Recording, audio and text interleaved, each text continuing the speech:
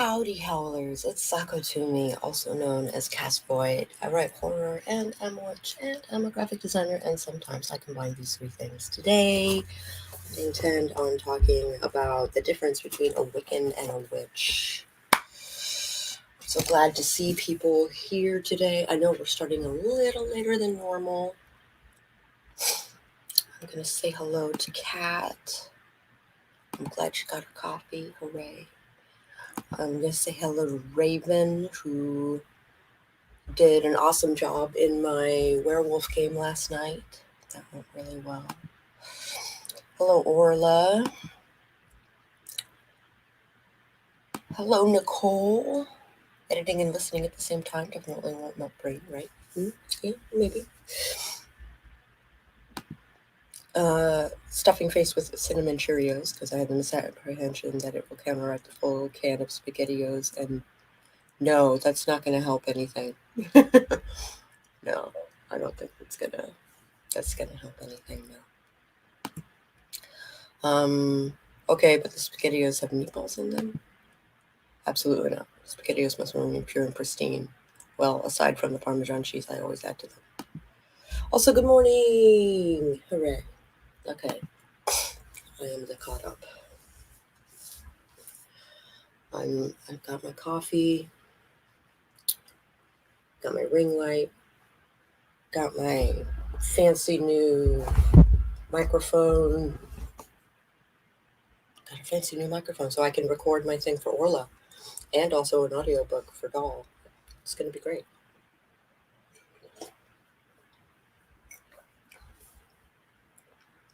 Wouldn't show me you were live, only knew because of the chat. Oh, yeah, that happens. I often have to refresh, close the app and restart it or whatever. Yeah, it gets the job done. Now, the only thing I haven't done is take my meds, but that can wait. This isn't the book that I want. This is the book that I want. All right. Let's see what.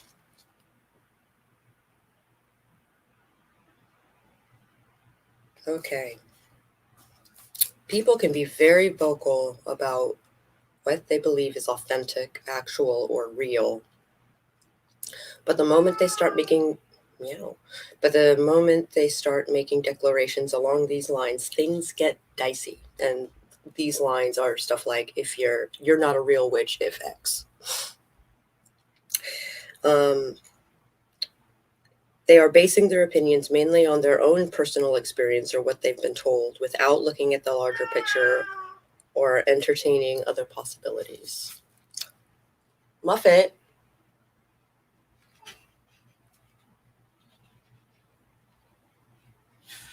Kitty cat. Okay. There was a time in my late teens and early 20s when I was very adamant about knowing the difference between being a witch and being a Wiccan. I wasn't Wiccan, and I bristled at the suggestion, even if it was generally a well-meaning person trying to show their understanding.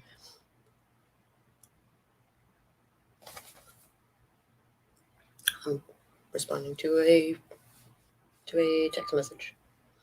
Hold on just a second.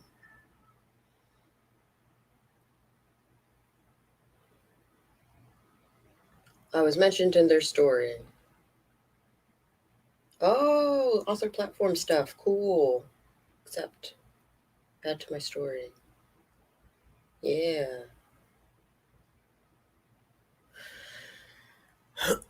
Yeah. This weekend's going to be boss. I'm telling you, it's going to be boss. All right.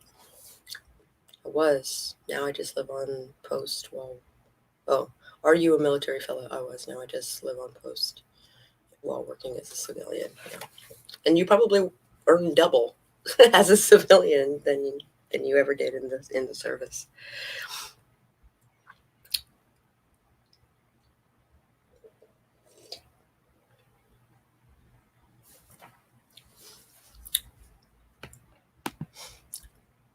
Played taps this morning and freaked me the fuck out. Apparently it's to commemorate 9/11. Oh. but I don't remember them ever doing that before. Yeah. Yeah, that's terrible. Former Marine wife and an Army brat. Bases are interesting places. Yeah. Also, military brat. Army. Army specifically. Sister went into the Navy. I did naval ROTC in my youth. Uh, oh, you're a witch? My daughter is a Wiccan too. If you try to explain to that nice older lady why you believe a Wiccan and a traditional witch are very different, you're going to be met with a blank stare. The lady who said this to me was probably just trying to be nice or to relate to me in some way. It's like trying to explain the difference between a Catholic, a Methodist, and a Lutheran to someone who doesn't really care or just wants to make polite conversation. In the 20 years or so since then, I've learned a few things. It is not my concern to worry about how people choose to label themselves. I can't control what others do. I am only responsible for what I do and the results of my actions. Where is Eva when you need her? Jeez. The only person to whom the label truly matters is myself. And what I do is far more important than what I call myself or what others may call me. And the same goes for everyone else. People's actions are more important than their labels. It's one thing to be concerned when the label gives themselves. Yeah, it's one thing to be concerned when the label someone gives themselves is seen by the general public. We still see unfortunate, misinformed news headlines such as ritual murder or Wiccan sacrifice, and so called druid is found guilty of X. But I think most of the current unrest is really in community bickering about semantics. Hi, Sherry Turquoise. It's not often we see each other. It's really good to see you. We're just reading from Weave This the Liminal, um, talking about labels and wacky shit like that. Um, Conscious. Yeah. Also, hi, bye. How's it going? Uh, I'm going to be partaking in Flash Fiction Friday, not Flash Fiction, Fan Fiction Friday. Sorry, the thing with the um, what's the phrase? Is I can't even make sentences yet. I can't. The only reason why I can make a sentence is because I'm reading it. That is all that is. Mm. I'm wondering, can you guys hear me all right? Let me know if you guys can hear me all right, because I am quite a ways away from the mic. I just made it super sensitive so that it would pick me up. But yeah, let me know how I sound. Does it sound better than my earbuds?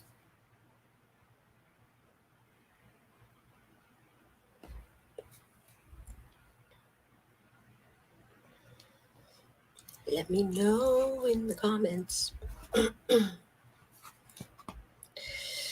Let's see, where were we? I'd venture that the reason this is an issue is because we're relatively young as a community, but I also know from personal experience that other groups bicker too, whether it's Jews, Christians, gamers, or belly dancers.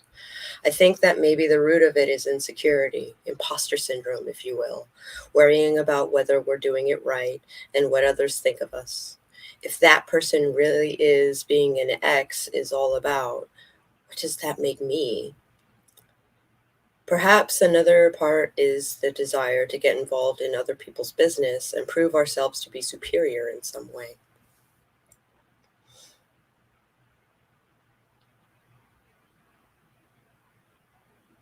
Oh, you are prone to feedback and cutting out. Really? With the earbuds? Oh, because you could probably hear the. Yeah, I get it. Okay. I have the earbuds plugged in right now, but as I'm the only one here, there's no reason for me to wear them.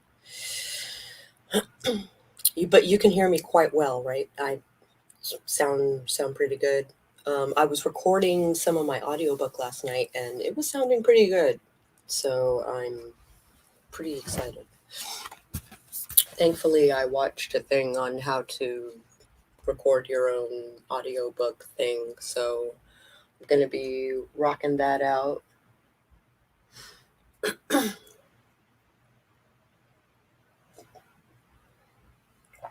All right, where were we?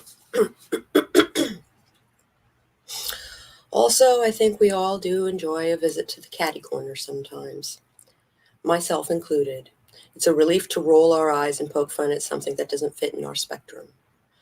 My particular sore spot is when people espouse damaging practices. Mm. The challenge is finding the line between comic relief and being a complete asshole, which again, I myself sometimes have a problem discerning. But as my friend Michael wisely noted to me, we all have our flaws. The best way to combat the whole thing is to respectfully suggest resources that may have better information, people, books, links, etc., and or put your own work out there. We can bitch about what we don't like to see, but we can actually do something productive to provide a better example. Here are a few more sentiments that may bring you some peace. How you see and interact with the oh damn, I got makeup in my book. That sucks. Got a big old smear across the page. All right. How you see and interact with the divine is important only to you and the divine and the people you work with directly.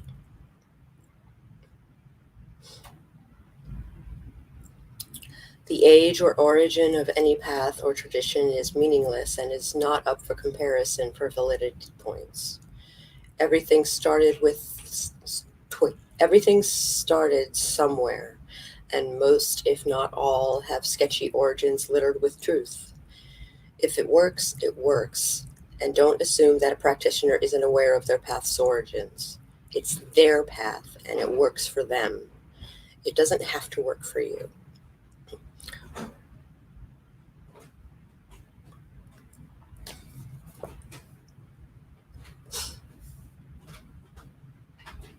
Yeah, that sounds like a good idea.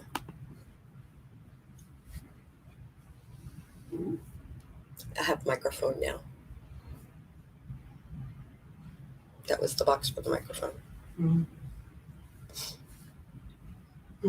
What's up? Me? Yeah, me too. Me too. Taking a quick break. I'm live streaming, but I'm like doing live readings of this book. Talking about witchy shit.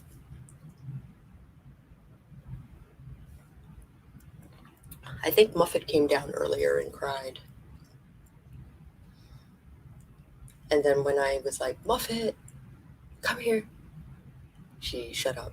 Mm-hmm. Hello, Charlotte Armstrong. Ah, my heart.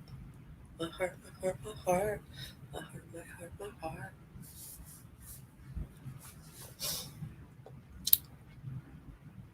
Yeah, damn right. Hi, Charlotte. Mm. Take another sip of my coffee and then we'll continue. I swear.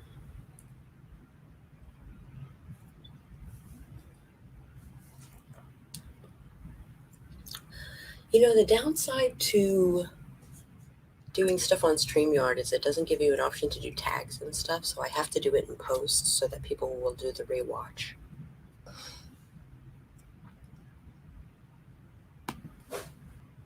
It's a fire. Yeah. Amanda Palmer, I'm assuming. Hi, Yaza.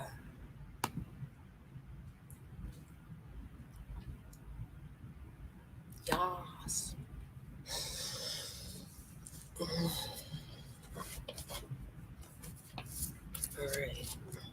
see, where were we?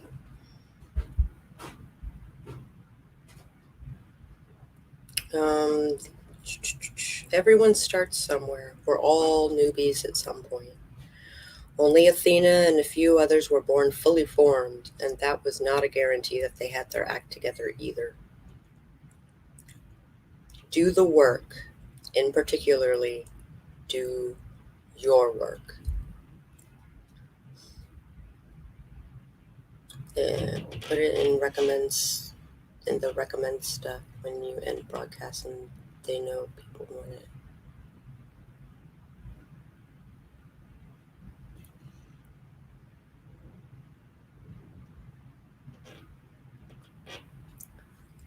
Not sure what you mean by that. Granted, I'm barely done. Like, I haven't finished my first cup of coffee, so I'm still half asleep. When you are interacting with someone and they use a label to describe themselves, a great way to interact with them is to ask, what does the word mean to you? It can be a great way to start a really interesting and healthy discussion. Try to keep these things in mind as we move forward together on this path. They'll help you stay focused on what you wish to accomplish, and unlike the head monkeys that probably want to distract you from pushing ahead. A path of your own making. Dun, dun, dun. Chapter 3. We're making progress. Rhiannon Giddens' voice is so beautiful.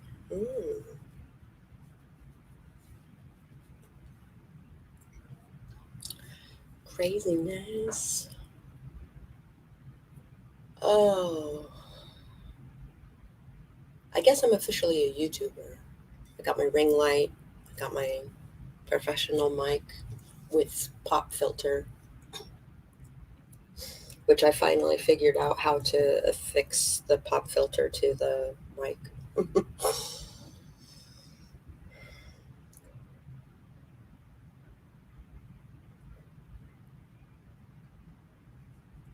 I might need to make another cup of coffee. The question becomes, do I do a please stand by screen? Oh, excuse me.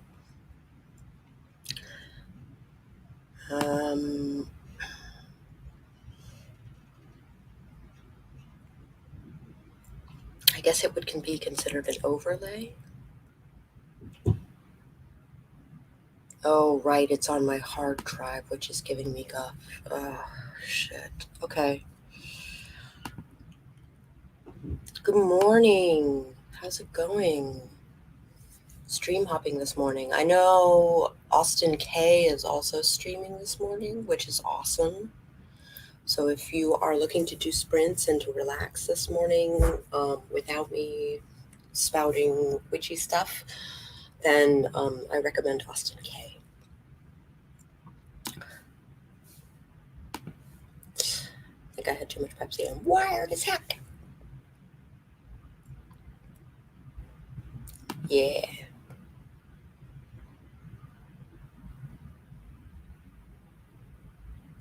Oops, no sleep. All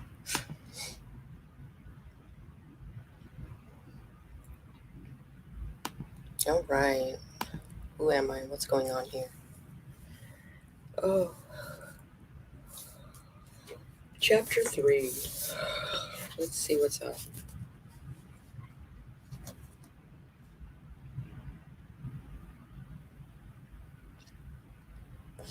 Now we're going to get down to the business of defining your own path. When it comes to witchcraft, authenticity has nothing to do with age. Rather, the focus should be answering the question, does this work for me? How do you determine what will work best for you? In this chapter, we'll take into consideration some key information that will assist you in crafting an authentic path of witchcraft that will do exactly that. There are 4 overall areas to consider: yourself, inspiration, location, and schedule. In each of these larger topics, we will investigate the nuances that can bring everything into alignment. Yes, aren't I going to get more coffee? Absolutely. Absolutely. I'm going to put up some Muzak, some copyright free Muzak while I'm away, because I'm not going to take you on a field trip today.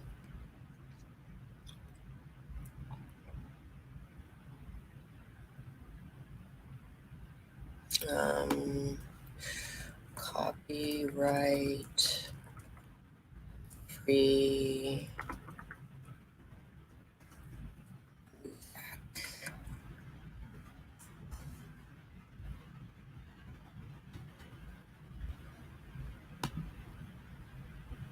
Oh.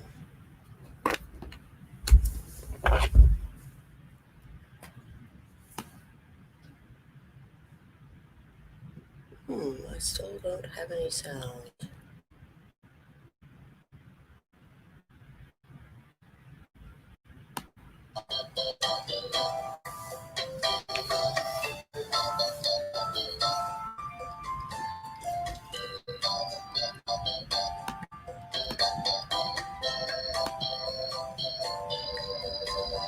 Yeah, I got too much equipment now, yeah.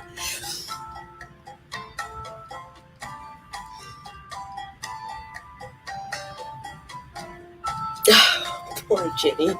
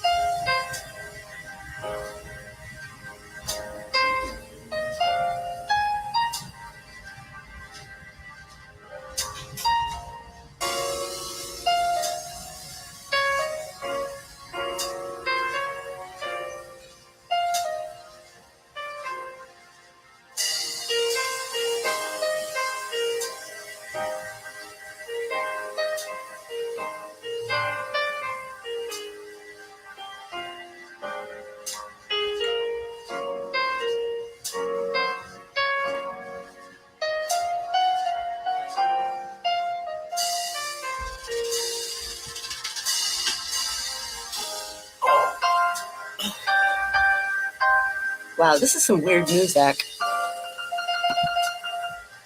Oh, it's elevator and lift music. Okay. I see. Let's see if we can find some spa music. Let's Copyright free, chill.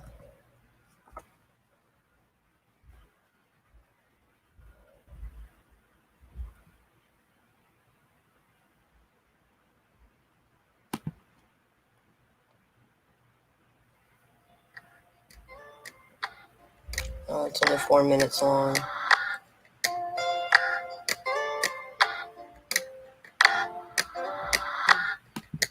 I like it. I do.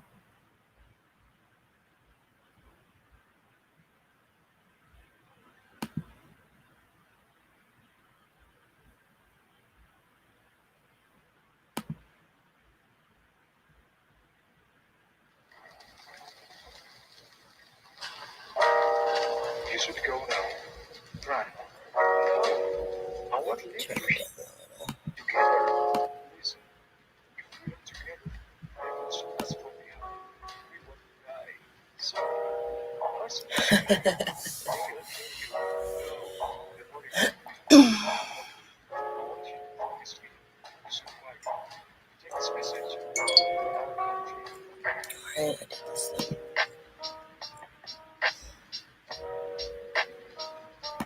Tired but caffeinated, and this is truly the worst combination. Yeah. Tired and wired. Yeah. It sucks.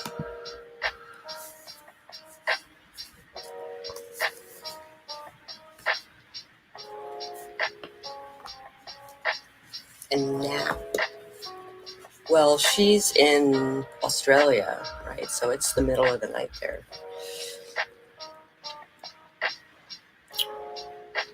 All right, questioning authenticity. I think it's best that we get the authenticity debate out of the way. Wondering where one falls on someone else's real witchcraft measuring stick causes unnecessary stress. Their stick doesn't matter. Yours does. To be authentic means to be real, genuine, verified, representing one's true natural nature or beliefs, or to be true to oneself.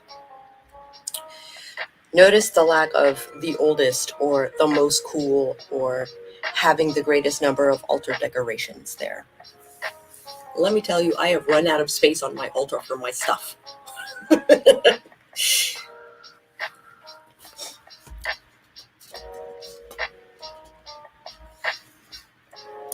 Read again the last 5 words of the definition. Authenticity is being true to oneself in what one does. That means the search of authenticity is a quest to find what's real, what works, and what is true for that specific person.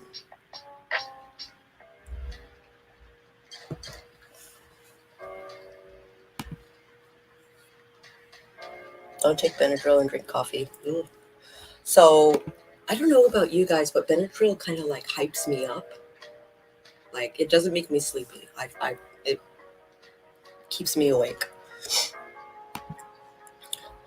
Just did my cards for the day, and they are yelling at me. Ugh. I am apparently not doing what the universe thinks I should. Spilled coffee and salty cards make for a fun day. Salty cards.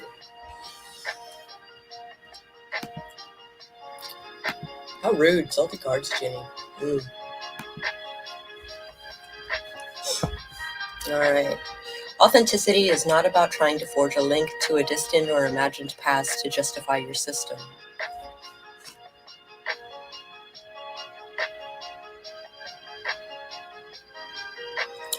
Yeah, gonna be awake for a while.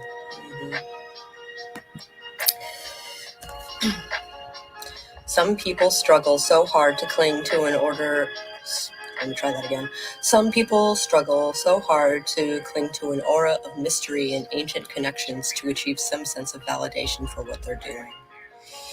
There's a weight that comes with that facade that holds back growth and prevents them from finding truth.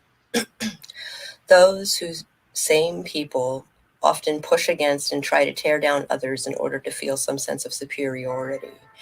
Like that really matters for anything truly affecting what we do. We can't recreate the past, nor can we relive it.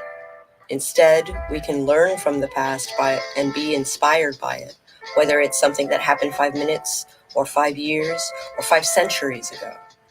If there are connections from the past that interest you, that's great. But your tradition doesn't have to be 300 years old to be effective or real. Real. Authenticity is about doing what works best for you and what you have available. Write those notes for your book. Oh, you're already done with today's work. That's awesome, Jace. Welcome to the party.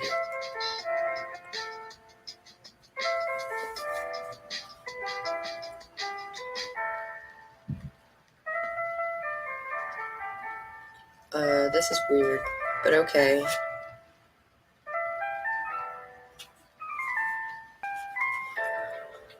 Oh, where's Marco when you need him? Roots the call of the blood. Yeah. How long is this chapter? Pretty long.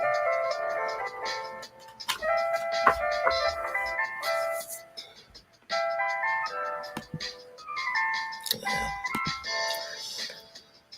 I had several Benadryl and had Starbucks coffee while at work once, and I was like, I can see sound. I think I need to go home because I had an allergic reaction as well. It's cool.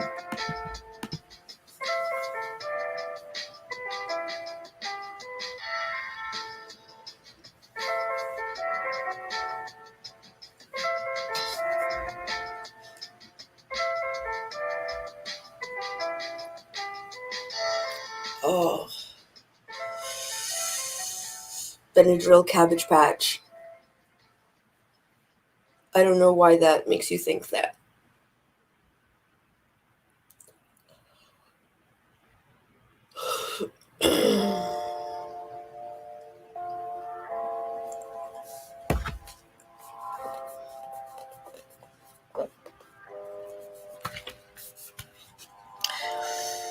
Right. Rights. Defining your path. Now that we've kicked the authenticity worries to the curb, let's get to work on the elements that you need to focus on. I have found that there are 5 essential areas to consider when developing and expanding your path. To make it all easier to remember, I've organized them into the handy acronym of RIGHTS. Here are the words that make up RIGHTS. R is for roots. I is for inspiration. T is for time. E is for environment. And S is for star. Oh, Benedict Cumberbatch means I get it. Benadryl cabbage patch, yeah. Bandersnatch Cumberbund. Builder boy, corner dash, yeah. All right.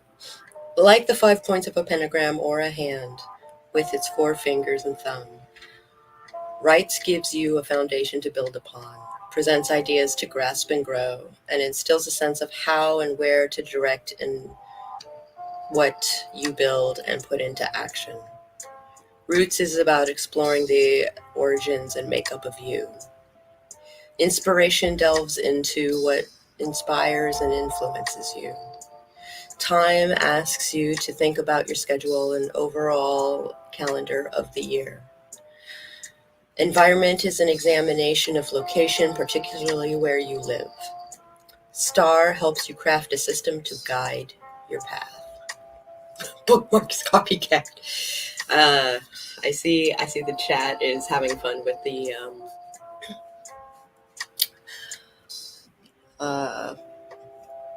Billabong cricket bat memes.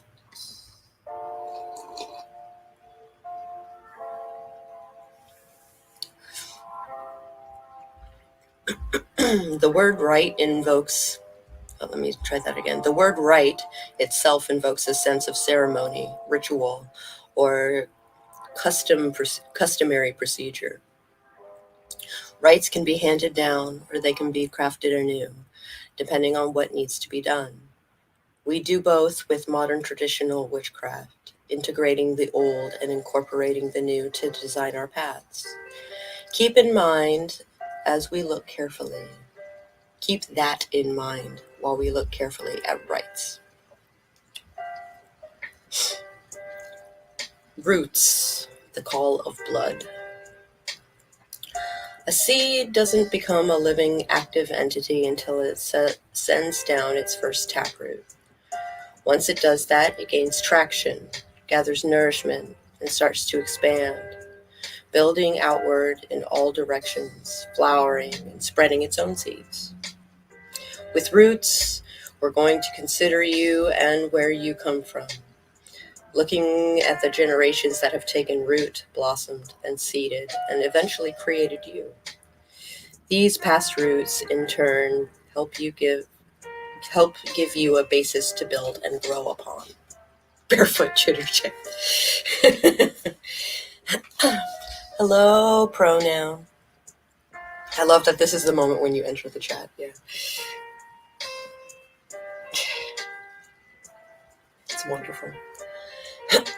We're talking about defining your own path in witchcraft. And it's interesting because we're getting into the stuff that Marco was asking about yesterday. Like, can you be born into it? Is that a thing that can happen? Yeah, I guess.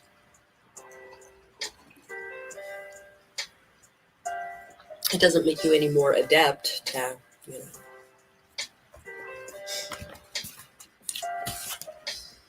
When someone becomes interested in witchcraft, it's not uncommon for them to go looking outside of themselves for answers. There is an urge to find outside reassurance, to be drawn to paths that are more defined, firmly structured, or easily available, or just to find more information. There is nothing wrong with any of these motives as long as you come back to the foundation of you. Much of what you need in terms of guidance and insight is waiting right there in your blood. No, I'm not talking about the possibility of having some sort of extra special DNA thanks to elves, angels, demons, aliens, or cats. I'm talking about you and your ancestors come from. I'm talking about where you and your ancestors come from. Note, for my readers who don't know their family history for whatever reason, please bear with me. There are ideas for you too. I know it can be frustrating and painful not to know your precise origins. Of course, the matter of ancestors is rarely simple and is prone to complication and obfuscation. You're so lost. What do you have questions about, my dear?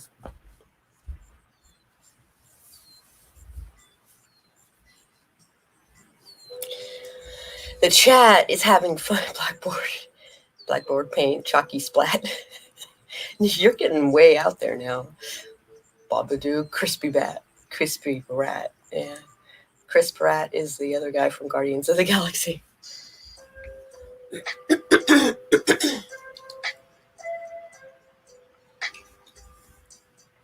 They're doing the Benedict Cumberbatch game.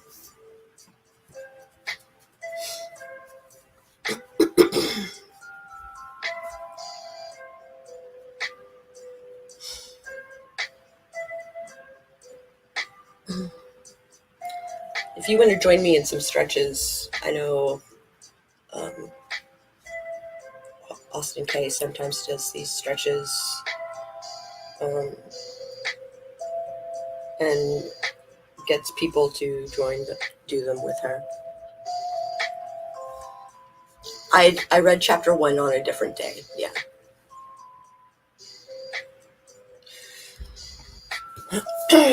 Chapter 1. Oh my gosh.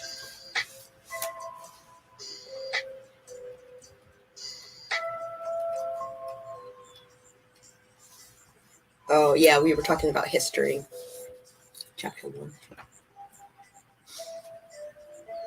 And we talked about the definition of witch and the label thereof. Yeah, let's stretch. Okay. Hi, Cliftifer. It's good to see you. Busy morning, huh? Back to our charging port. All right. So I'm going to start with our shoulders. Just take your shoulders and kind of like roll them back, up, forward, back, up, forward. Oh, I really should stop, but I can't. Yeah. All right, go the other way.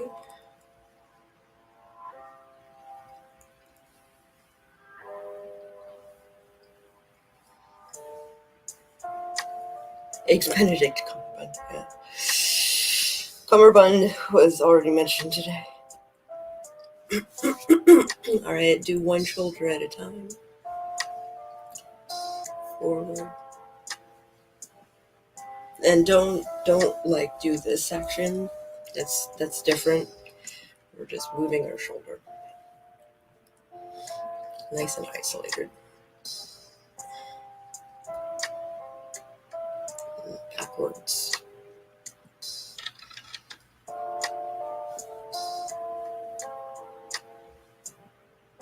Alright.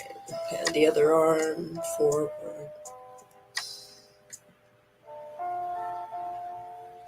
Butterscotch crispy bun.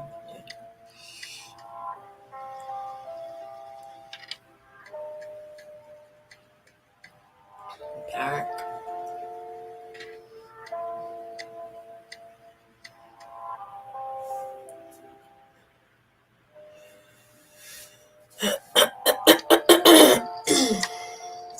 Yeah, I was doing that when you said not to. I was like, can you see me? All right. Next, we're gonna do our traps and our neck.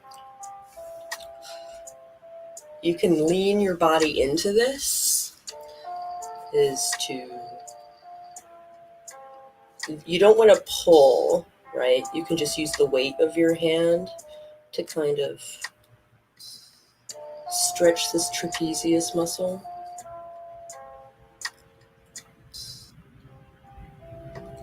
And I like to use gravity to kind of like lean into this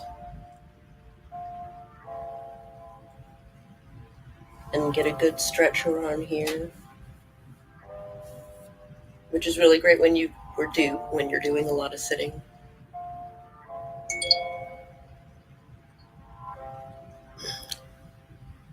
And if you are particularly stiff in your neck, you can look up, and sometimes you can get some really good pops out of that. And then this stretches this. Kind of go back and forth a little bit.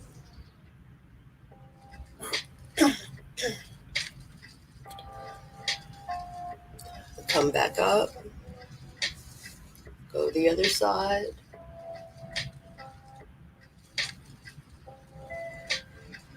Look up.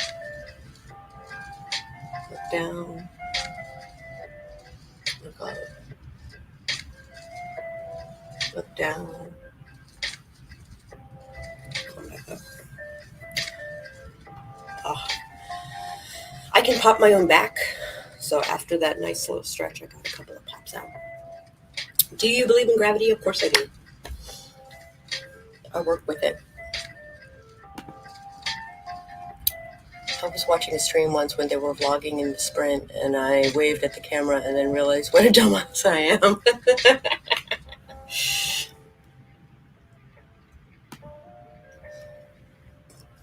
Also, we were talking about the concept of witchcraft being in your blood, which is what you had questions about. yesterday. I can start the section over again if you would like. Billabong chicken wrap. Billabong's already been said.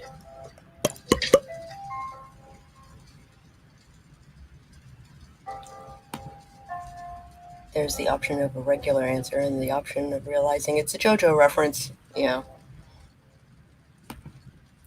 that's the best thing I've heard all day. Yeah.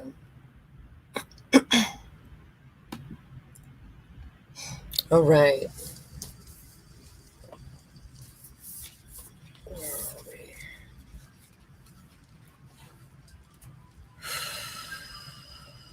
Of course, the matter of ancestors is rarely simple and is prone to complication and obfuscation. What happens when your family did not come from a place where you live now? There's the reality of being separate from the homeland, as well as the likelihood that your relatives may have mingled with people from other places. Even if they settled in the new place for several generations, what if they moved from one end of the country to the other? People like to talk about lineage and how they're from countries they've never been to. But how does that really work out? Particularly here in the United States, we get hung up on the idea of being from someplace else, looking for this mythical home on an ocean or two away. When we stop to think about history, we realize that human beings have always been on the move for thousands upon thousands of years. From following prey and adapting to climate shifts to opening up trade routes across deserts, seas, and mountains, we've constantly been in motion from our earliest days. From economic opportunities, natural disasters, war, and other human made disasters to adventure and exploration, we continue to follow in the steps of our ancestors and keep on the move. Of course, everywhere we have gone, we have taken our ideas, practices, and beliefs with us. These have met and merged or conflicted with others and have been biologically and culturally augmented to account for the topography, weather, seasons, and animals we have found ourselves surrounded by. We have added new practices and beliefs as our world demands, and similarly discarded those that no longer work for us. Humanity and culture are amalgamations, a fact to keep in mind as you consider your own roots. I'm really searching for variations now. I'm tapping out, yeah.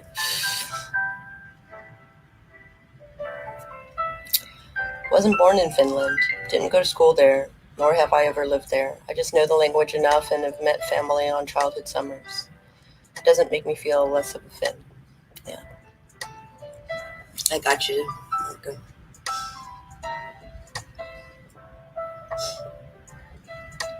It's rare nowadays to have a continuous hereditary line tracing back to one country, like all Irish or all Japanese.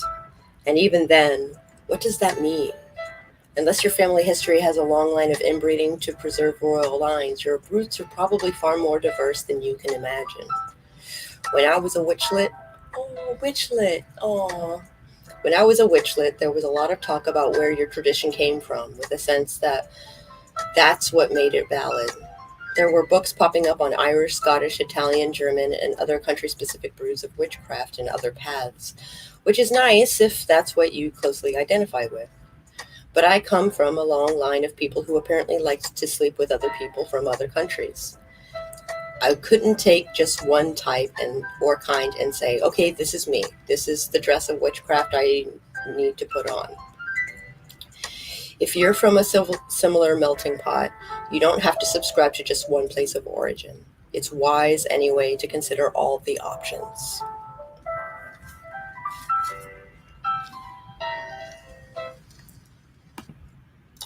My sister just sent me a picture of her with blue eyes. She has brown eyes naturally. I told her never wear contacts around me. It's too weird.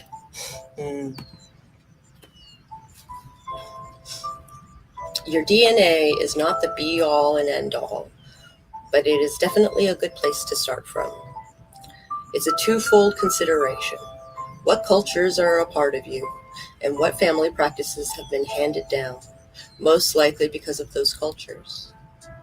The common first response may be, but likely, hold on, but there's no witchcraft in those cultures, and my family isn't pagan. First of all, every single culture on this planet has their own myths, folklore, and what might be called magical or superstitious practices. Second, there are a lot of things that can be done and passed down through a family that contain those magical and mythical elements without being called witchcraft.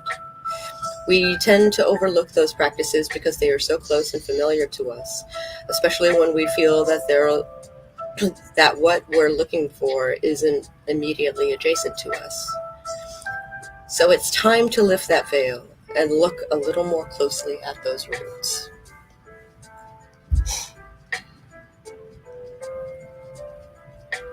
Yeah.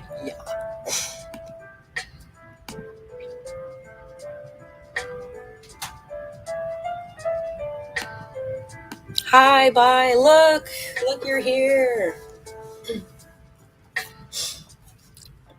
I think I'm going to do this for another 45 minutes or so.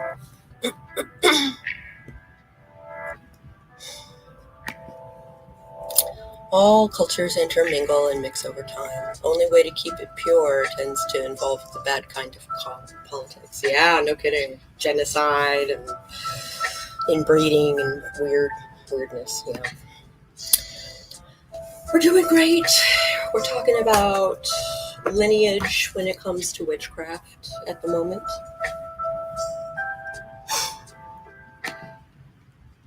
And taking another sip of our coffee.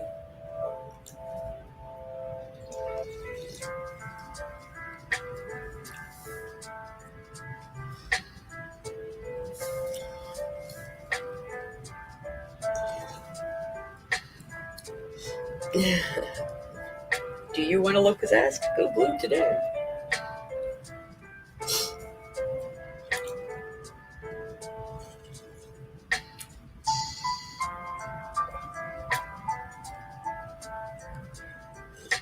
Mm. All the coffee, please. Just son of a gun. So I bought the. It was for my wedding, which I was Sith for my wedding, and I have hazel green eyes. Um, I wanted to have like the gold outer rim and then red inner rim, like Sith do, especially Zabrix. And I couldn't put them in my eye. The idea of like putting my finger in front of my pupil just like did not do it.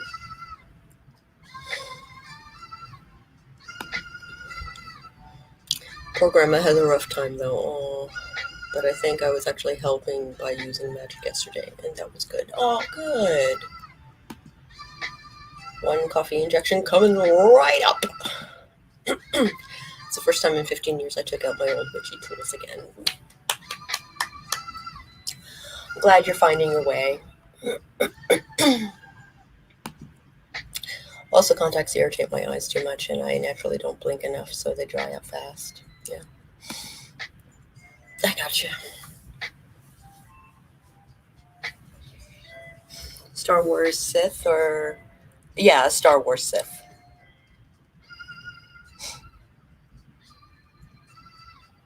Same most of the time. I'm pretty sure I'm the only one who thinks my cheesy dad jokes are funny.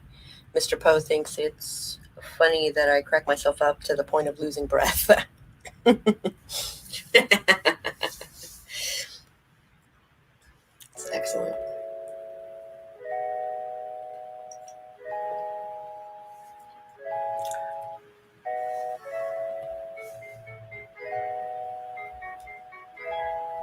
Oh, that side action. Ugh.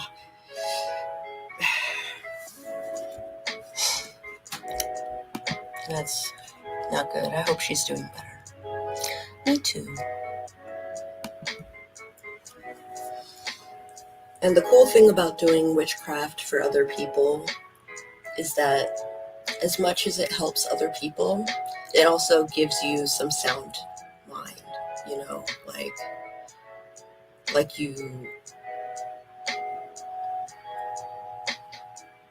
how do I put this? I don't want to say it gives you closure, but it makes you feel like you helped in any way that you could.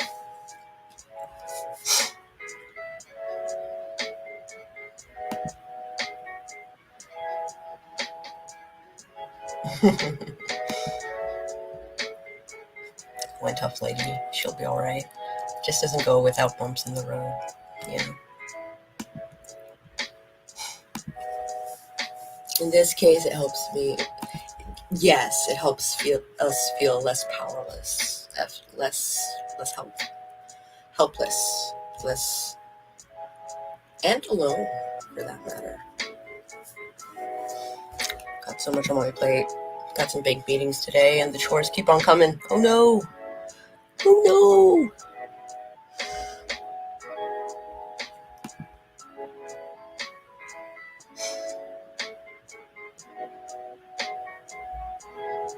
And also, Clifford gets it and totally subscribes to Charlotte's newsletter. Proverbial newsletter. Oh, let's see, where were we?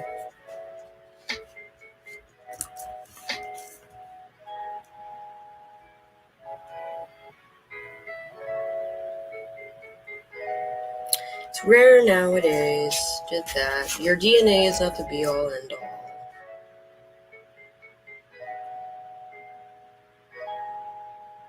The first consideration. Okay.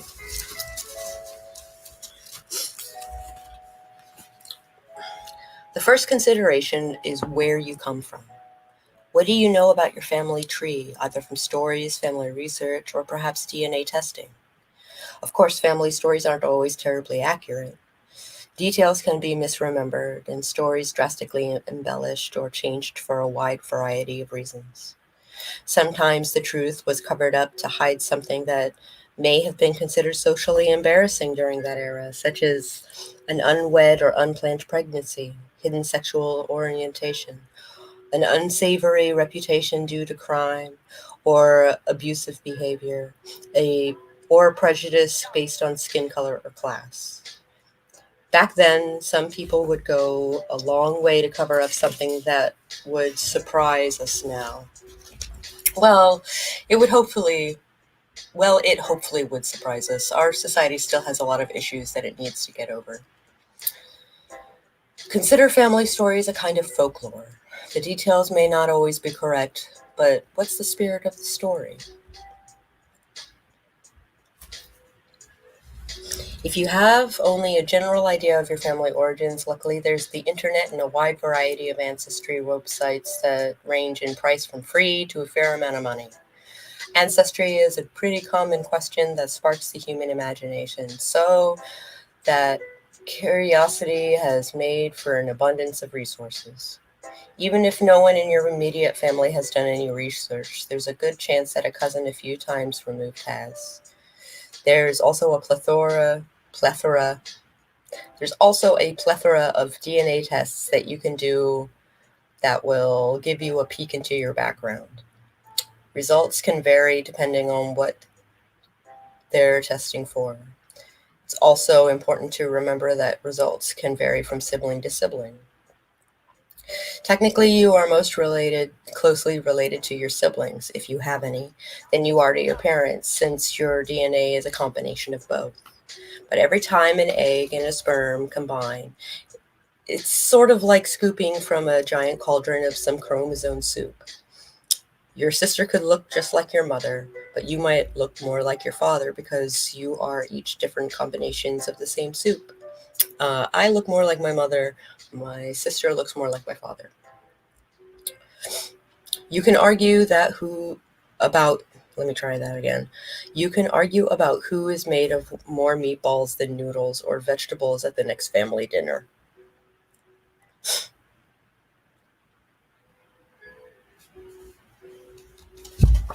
Weave the liminal. Uh, uh, there we go. Weave the liminal.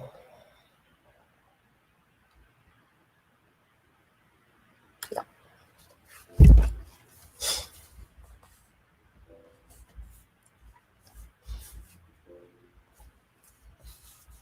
Uh, where did I leave off? When researching your ancestry, you can really find yourself going down a rabbit hole. However, our main focus here is to pinpoint some possible places of origin, whether that's township, county, state, region, or country. This approach gives you somewhere specific to look at when it comes to folklore and anthropology. While it is possible that there are good books in the New Age occult section that may cover a certain area or country, I'm going to advise you to head to a different section of the bookstore and look for books focusing on art, anthropology, regional history, and cultural mythology. Why is that? Always start with the source. How a culture has grown and changed, its customs, its artwork, and most especially its stories in the form of myth and folklore can provide a wealth of material for you to work with. These books may not have witchcraft in the title, but history, art, mythology can certainly have a powerful impact on your practice.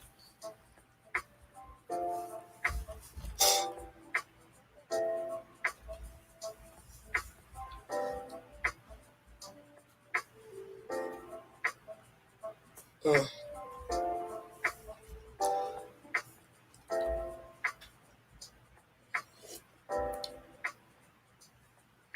My favorite places to look for resources are at used bookstores and the library. Library. There we go. Many small press, academic, or scholarly works can be hard to find and or expensive, but your local library system may have them available to check out or at least read in the reference section. There are also ebooks and PDFs that are available for viewing online, especially those containing older material. It just takes a little time to do the research, and you can uncover a treasure trove. I agree. Okay, so this gets muddy, right? Oh, hi!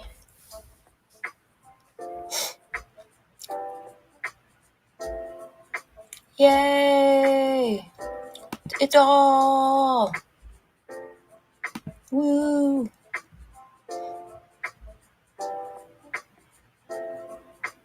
Everybody celebrate! Yeah! Oh,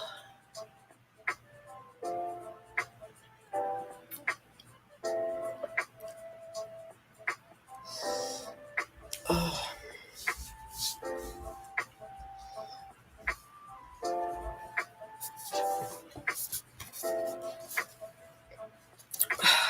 So, what's the big. Oh, yeah, I was going to talk about my Japanese stuff. All right, so here's the deal. I know about the Japanese side of my family, and I know about the German side of my family.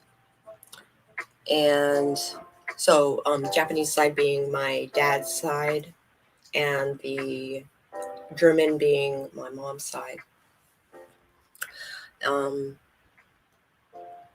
well, it's kind of muddy because my mom is Pennsylvania Dutch, and she had to go to Germany to lose her accent.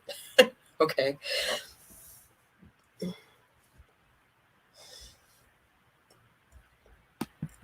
So I looked into Japanese gods.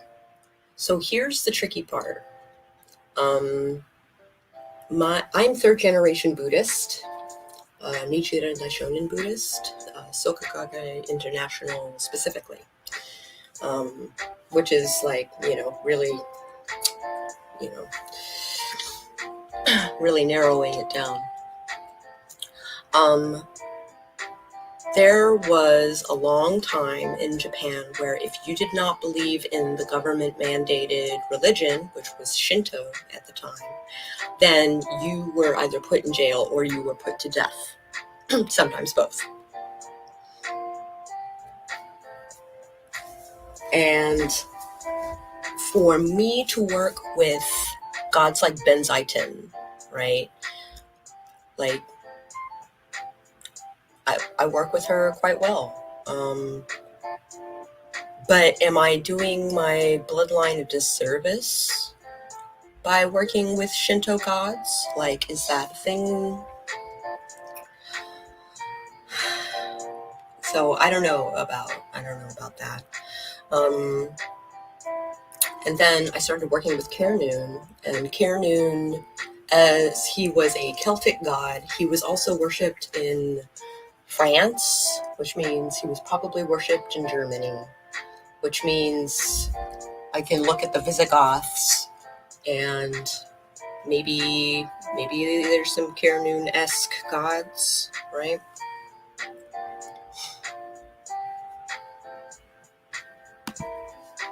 I am helping subtitles out. Yeah.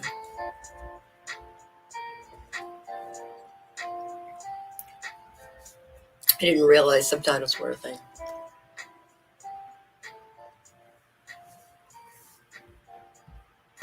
Also, hi Sherry. Woo.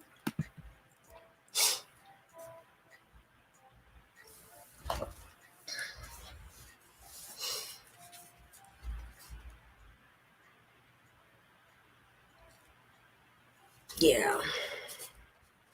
What's the big deal about folklore and myths? It's foolhardy to dismiss myths. Wow, that's a hard thing to say.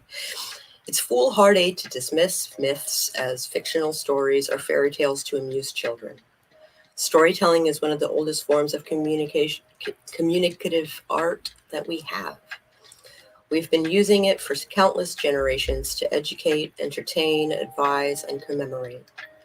Why do we love movies, games, plays, and TV shows so much? They are all varieties of folklore that help us explore the human condition and the mysteries of the world. Modern media just happens to be the newest form of myth making and sharing. Ingrained in those stories are kernels of wisdom about the nature of the seen and unseen worlds, gods and goddesses, life and death, how things work, how things behave in certain situations, or how not to. By connecting to the folklore of a people or place, you can find deeper connections to your own roots and yourself. There is something about how a culture builds and propagates myths that can give you a real flavor for how those people interact with life.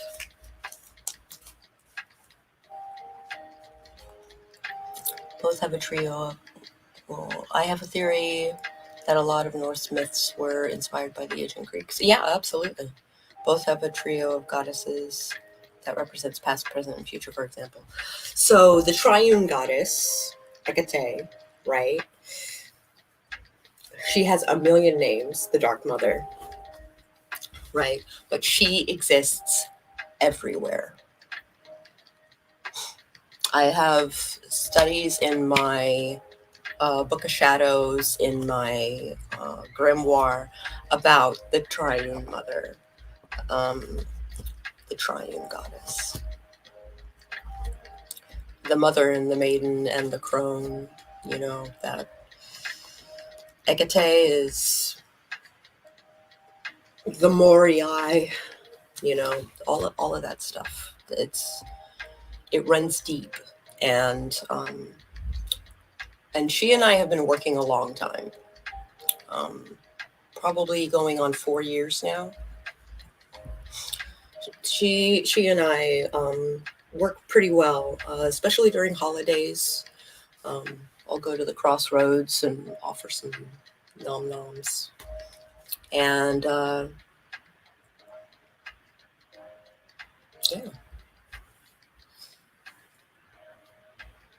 it's all connected. Okay.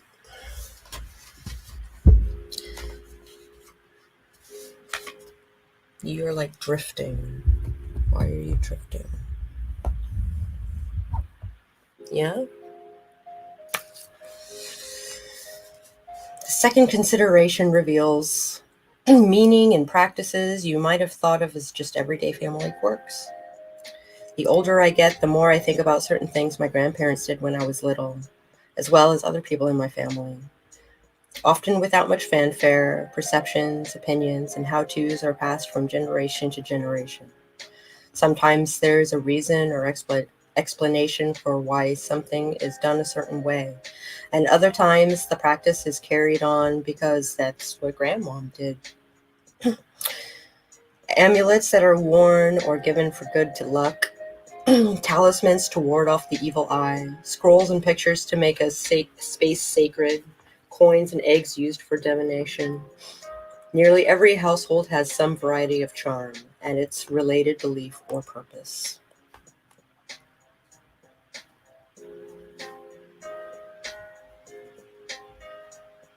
Yes. Yes, absolutely. Um, when we get into like Bast and Sekhmet, then we start getting into um, uh, oh, I'm sorry, I need to stretch. Oh, jeez. Oh, oh, oh, goodness. I'm going to learn about Hecate, not just in a witch or religious way, but as a classics major. I'm just so curious. Yes, absolutely. I can probably hook you up with some resources about the Triune Mother. And it's not so much um, like from a witchy standpoint, because she is the goddess of witchcraft, all of that stuff. But she has splintered off into so many cultures. And the earliest that I can find regarding her kind of craft, right, is Ishtar. Ishtar is the earliest that I can find. The idea that though Ishtar and Sekhmet both were not mothers, they were women and goddesses of passion and desire and fertility and all of those things, but they weren't mothers.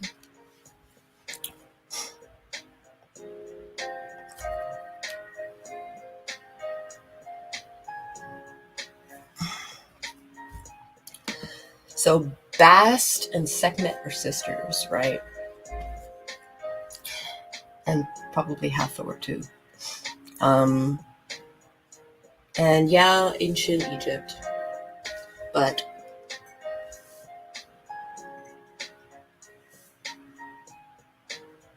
yes, that was also the triune thing.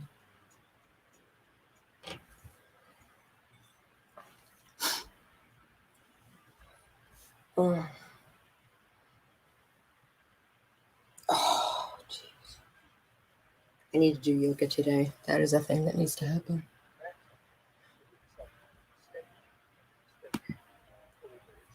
Ads? No, not ads. Just like weird music.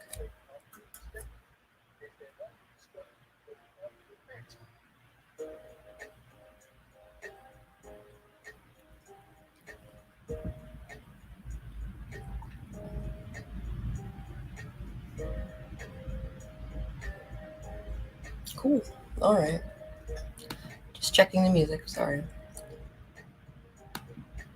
The true Ur god was the number 3. Yeah.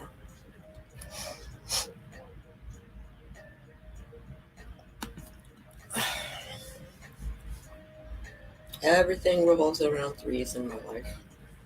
And I don't know if that's because I'm witchy or because I have OCD, but everything revolves around threes.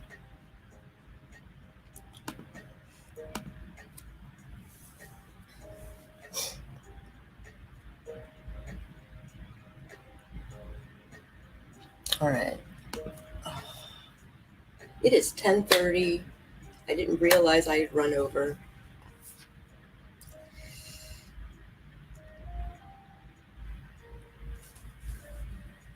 There's something wonderful about finding the hidden magic that is essentially in plain sight and already a part of you.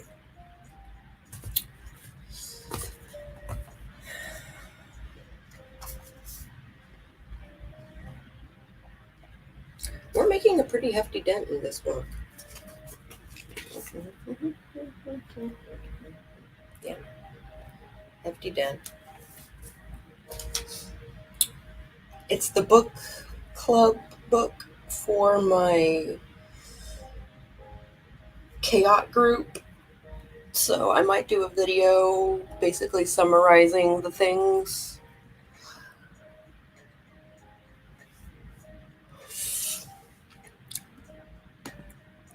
Or you can go back and watch previous episodes, like coffee hours. I've been reading pretty much the whole book. Won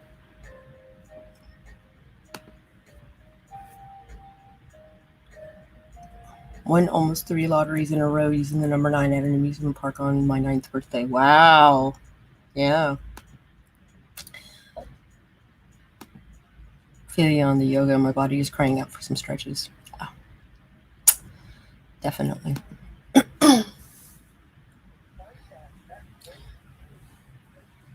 So, Doll might be excited to know that I have received my Underworld and Upper World books for hedge writing. So, I'm going to do a little more research on celestial and um,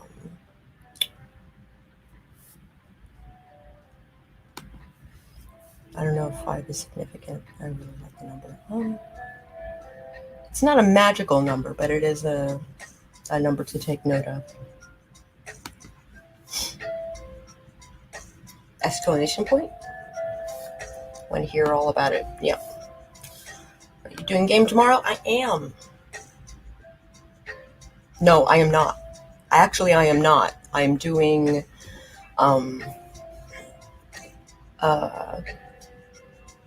AuthorTube virtual retreats is happening this weekend, Saturday and Sunday. So I will not be hosting the Great When.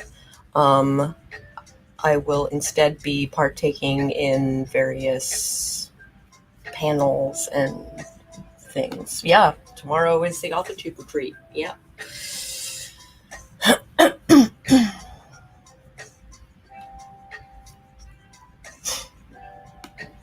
Absolutely. Oh my goodness.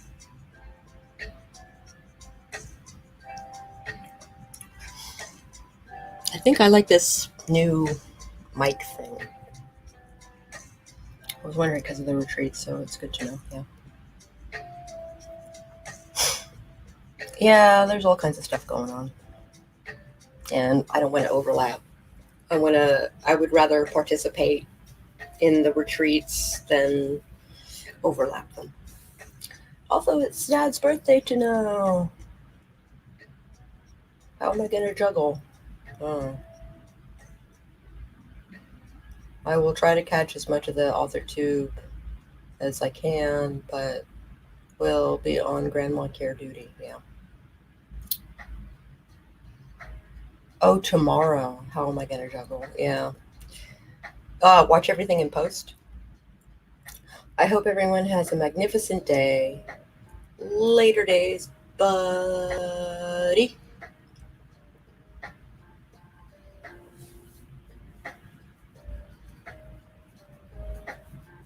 Oh my goodness. Oh, there we go. Oh, good times. So I'm going to work on Orla's not contest. That's not the word. Her audiobook anthology.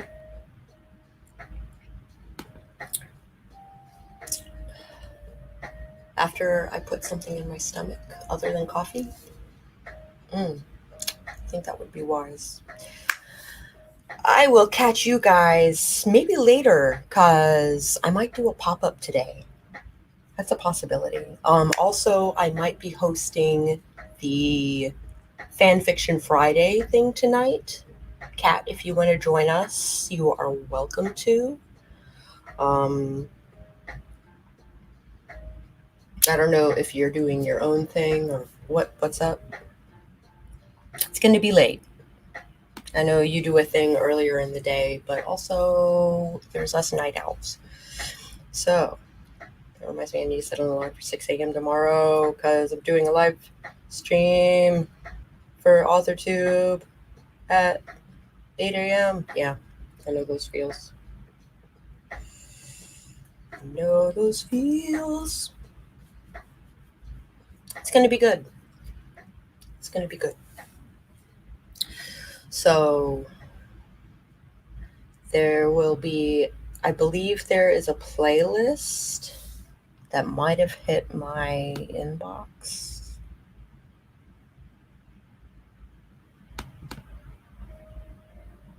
One more day to the retreat. Woo!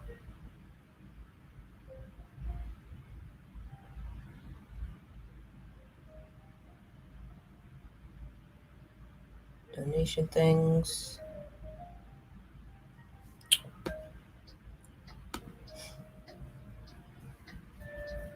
Sorry, I gotta check this thing. Day 1 and day 2. All right. And there are playlists for both the workshops and the sprints. That's great.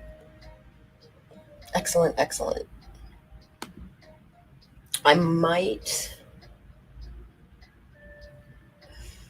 I'm trying to decide if I'm going to do my coffee hour tomorrow and Sunday. Probably not. We might take a break. With Charlie, got work before it, so might join tonight. But probably not long because I work tomorrow. Yeah, that's cool. However long. I would be totally interested in joining your fanfic thing on at 5 o'clock. With you and Charlie. I think that would be super fun. Um, yeah.